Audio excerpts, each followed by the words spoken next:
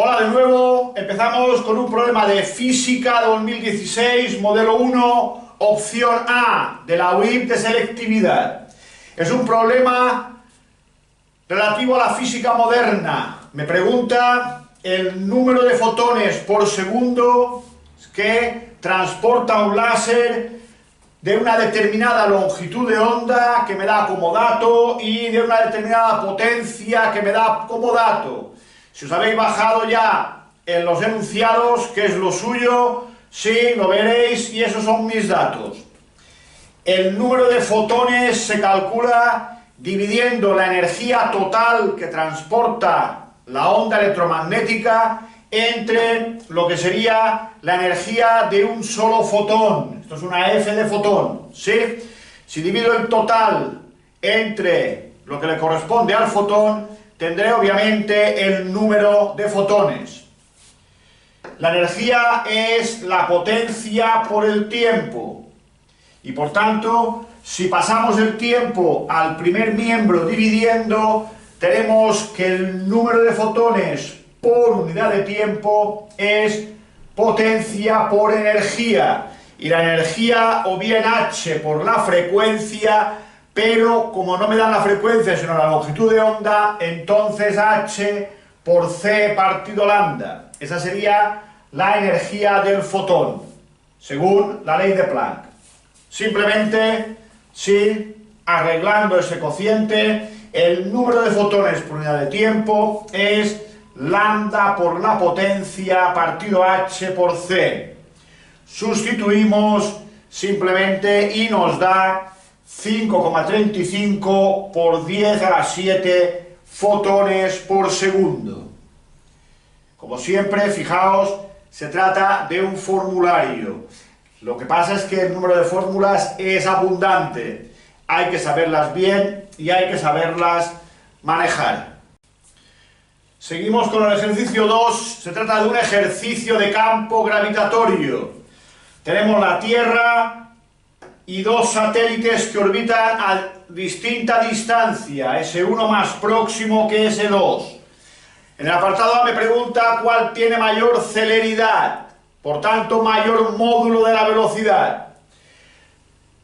Si tenemos en cuenta que la velocidad de órbita de un satélite viene dada por la expresión v igual raíz de gm partido d, observamos que a mayor d, menor velocidad. Por tanto, el más alejado es el que tiene menor velocidad.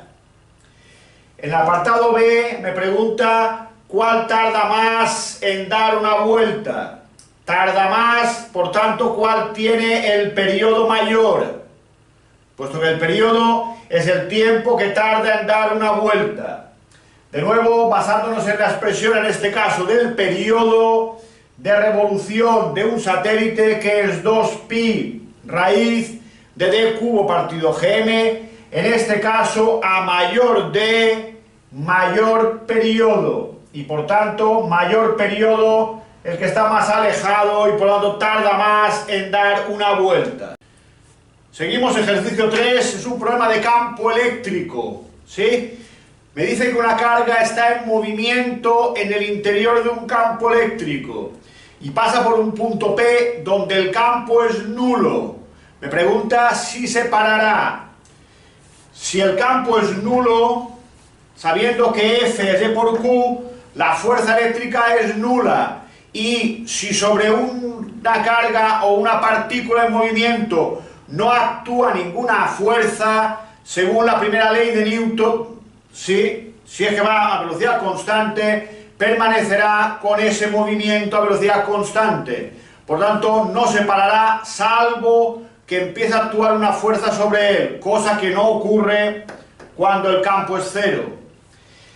En el punto B me dice que si dejo en reposo una carga en un punto donde el potencial es cero, me afirma que seguirá en reposo. Cuidado, si el potencial es cero, eso no implica que el campo deba de ser cero.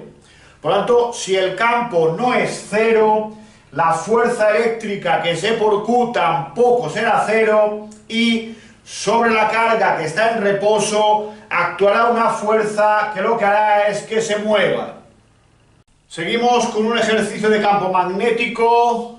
El enunciado hace la afirmación de que cuando por un hilo circula corriente eléctrica, a su alrededor se genera un campo magnético. Y pregunta, ¿siempre que un hilo está en el interior de un campo magnético se generará corriente eléctrica? Esa es la pregunta. La respuesta es no siempre. Si el hilo está fijo, quieto, y el campo magnético es uniforme, no se genera corriente eléctrica. Pero si el hilo se mueve con respecto al campo, o el campo es variable a lo largo del tiempo, entonces sí que en el hilo se generará una corriente eléctrica. Si miráis vuestros apuntes o el libro, lo veréis claro. Seguimos con un ejercicio de ondas. Me da la ecuación de una onda igual a 3 coseno de 0,2 pi t menos 1,5 pi x. Me dice que la i está en centímetros, la t en segundos y la x en metros. Me pregunta que calcule la frecuencia y la longitud de onda. Sí, el 2pi del enunciado lo he metido dentro de la expresión de forma que me queda así, donde omega es lo que multiplica la t, 0,2 pi radianes por segundo, sabiendo que la frecuencia es omega partido 2 pi, podemos calcular la frecuencia que nos da 0,1 hercios.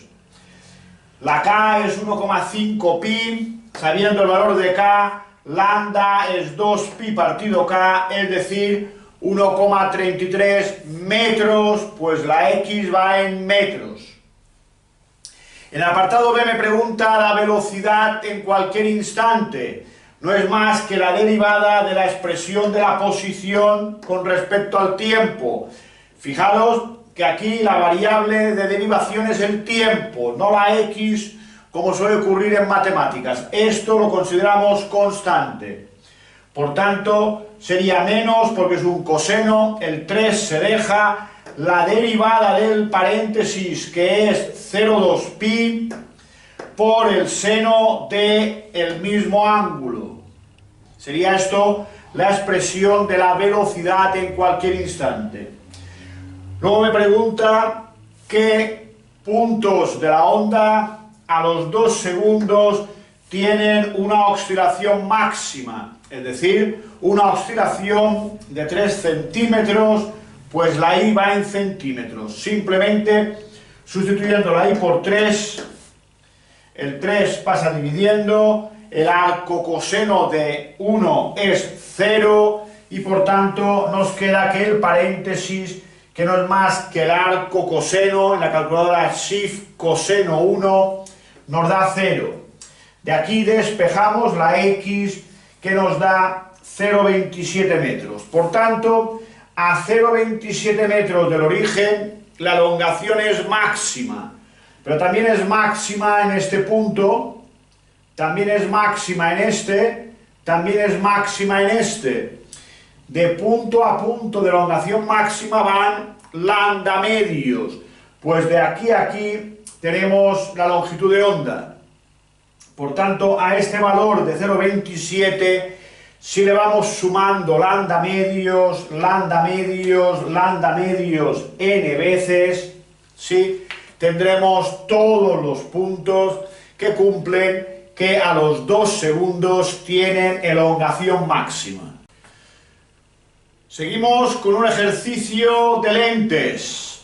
Me dice que tenemos una lente convergente haciendo de lupa, con una distancia focal de 12 centímetros, al ser convergente, distancia focal positiva, teniendo en cuenta que estamos hablando de la focal imagen, y que situamos a 10 centímetros de la lente un objeto.